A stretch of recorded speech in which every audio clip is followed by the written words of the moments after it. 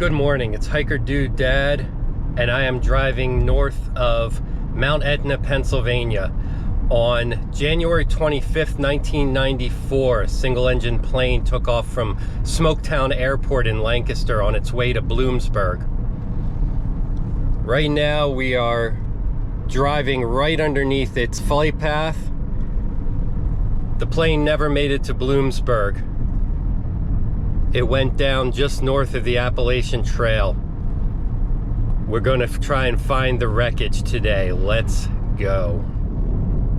So straight ahead of us is a popular overlook on the Appalachian Trail called Roundhead. It's right behind these trees right now. There's Roundhead out there. And then to the right of it, there are two gaps. Very small indentations, but those are our targets today.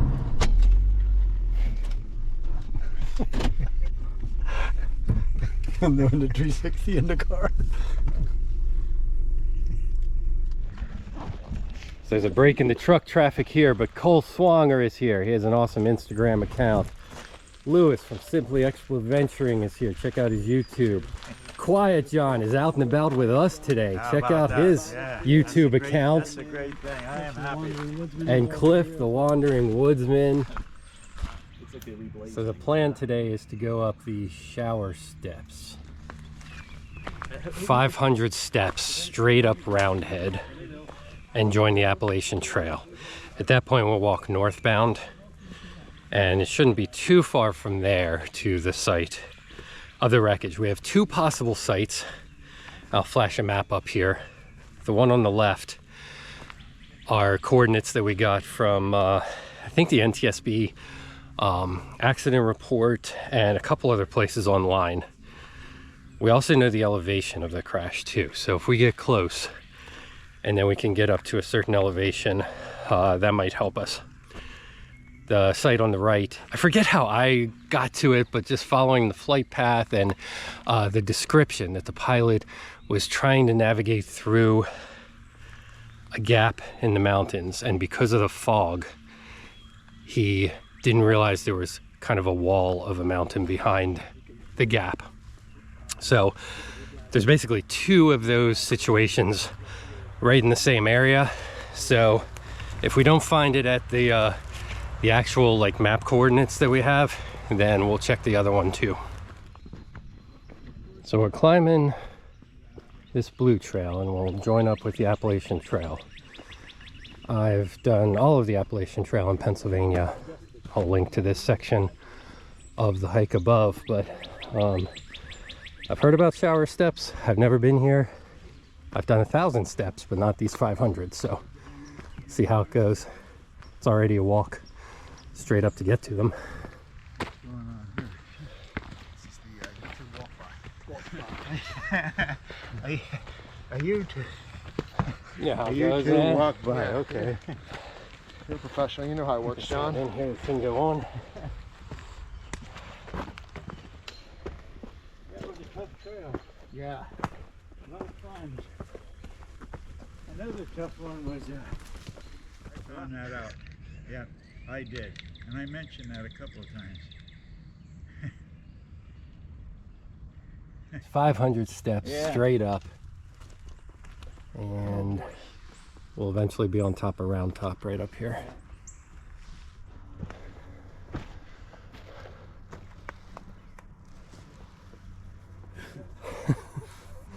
Right up through there.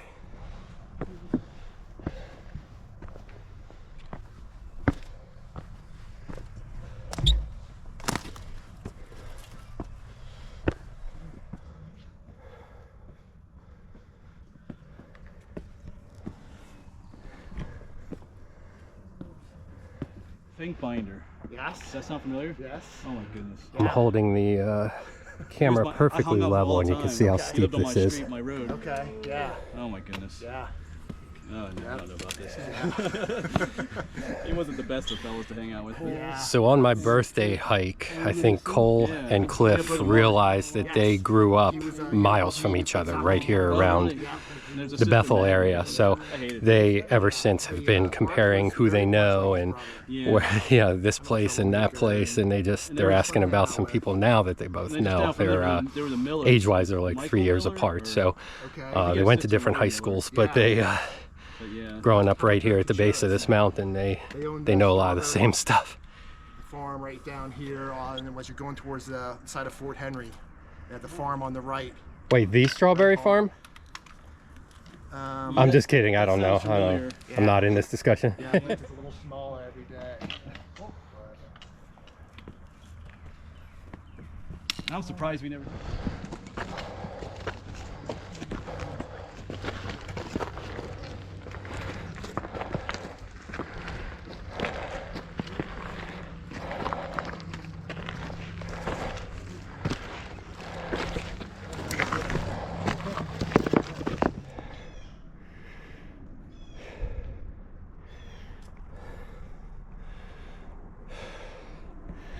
It's pretty brutal.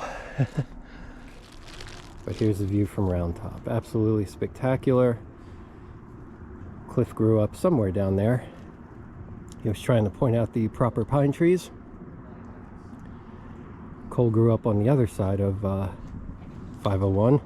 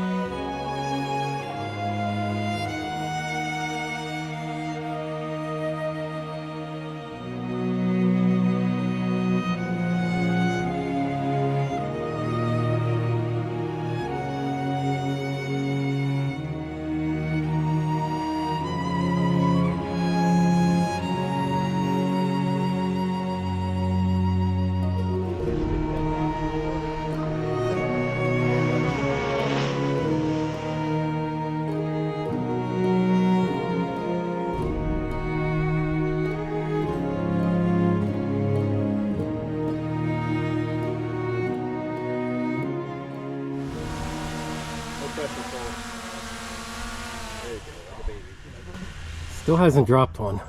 Nope, not yet. Alright, so we've had some snacks after that climb, and now we are on the Appalachian Trail heading north.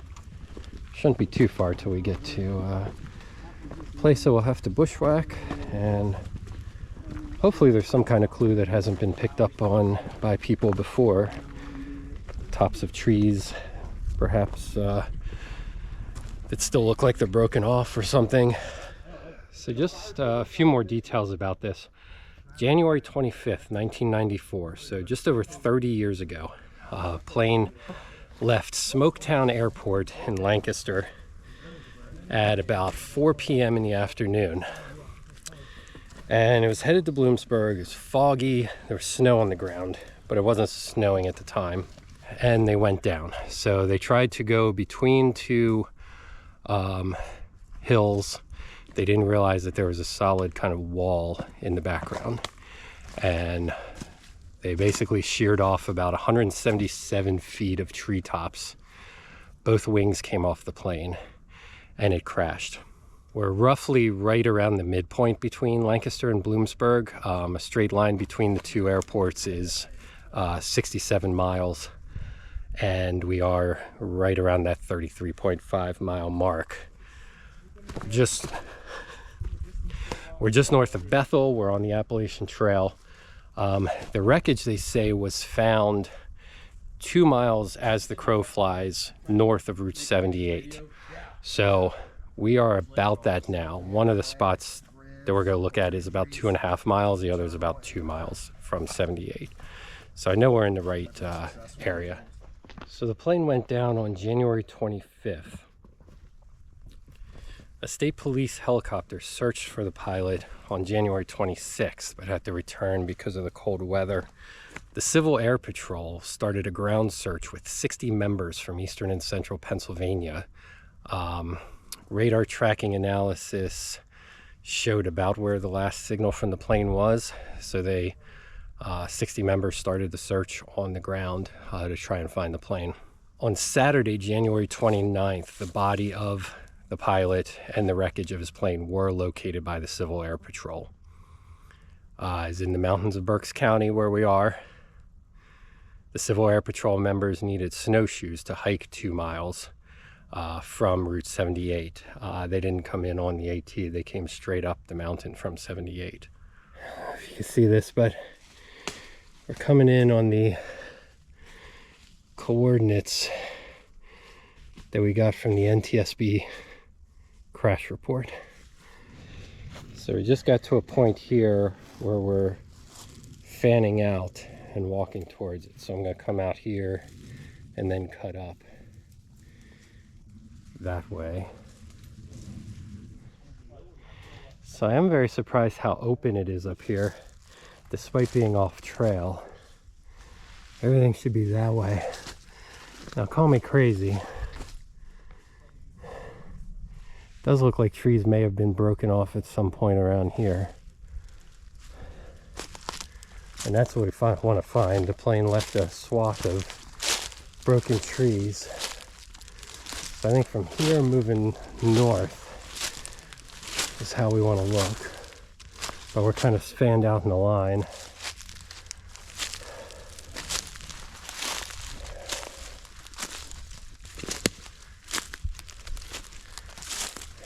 Again, 30 years have passed. So who knows what, if anything, we might find. Metal detector may have been handy, but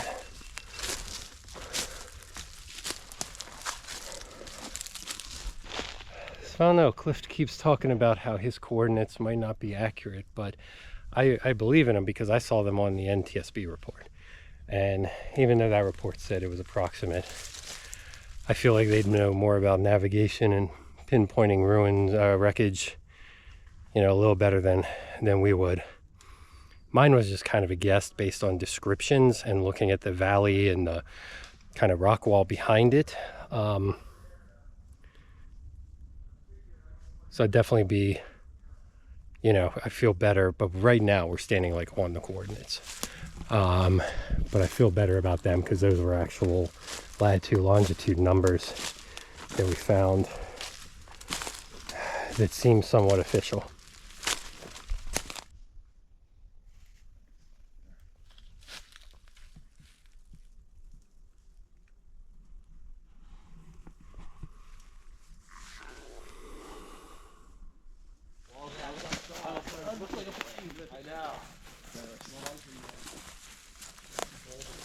Apparently, years and years ago, the AT was rerouted. So if we go south here, we should run into the remnants of the old AT before we get to the present day AT.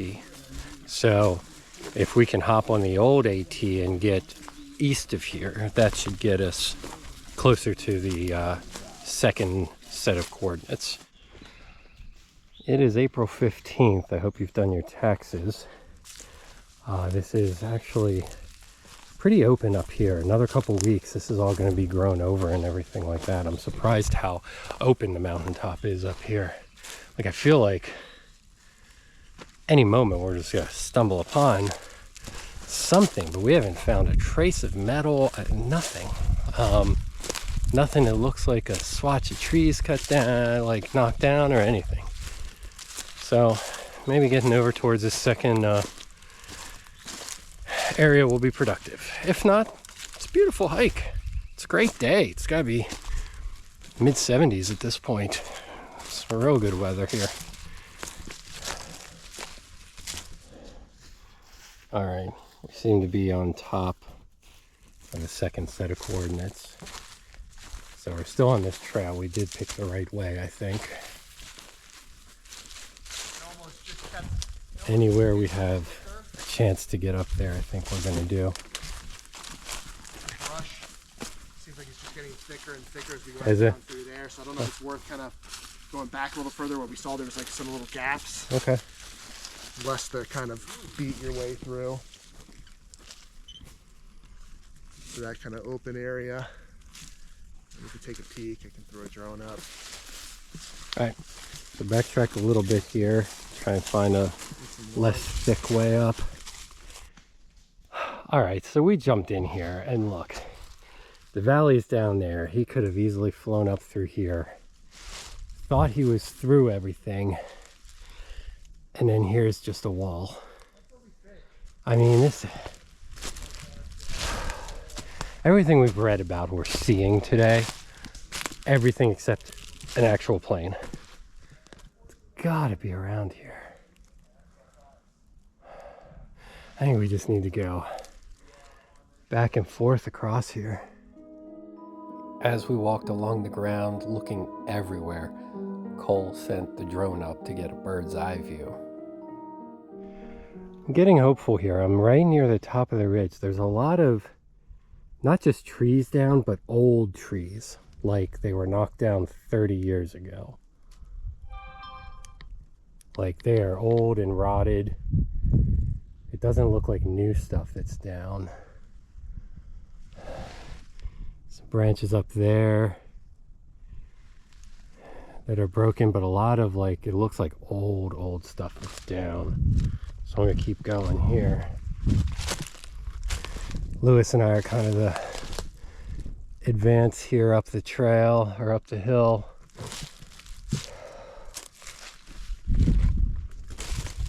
Out there's another broken tree.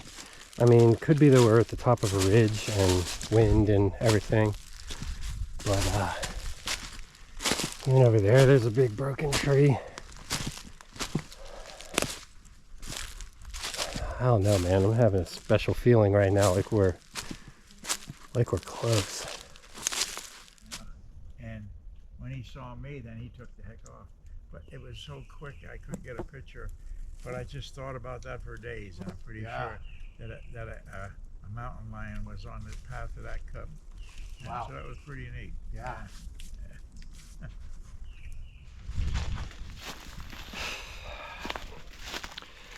So a lot of promising places to look around here, and I really thought we were on the trail of it. I've gotten kind of spoiled lately finding what we want to find when we go out to search for something that hasn't been found, but you know, sometimes you strike out. One last note, the pilot of that plane, he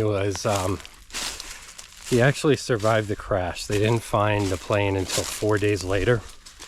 And the cause of death was, I mean, he had head trauma and internal injuries.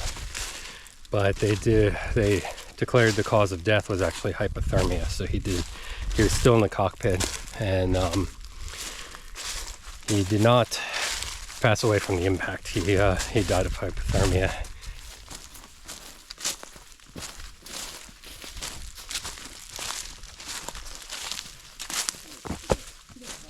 They say that the AT is where boots go to die. And they're just in this tree. So I think we're splitting up here. We're back at the at the real AT cliff, not the old AT. So we're back here at the Appalachian Trail, but we're gonna split up here and complete the hike. It's a bummer we didn't find any plane parts, but I don't know, maybe we'll regroup, maybe we'll be back. This is Lewis from Simply Exploventuring, Quiet John, out and about, Cole Swanger, and the Wandering Woodsman Cliff. Thanks for watching. See you next time.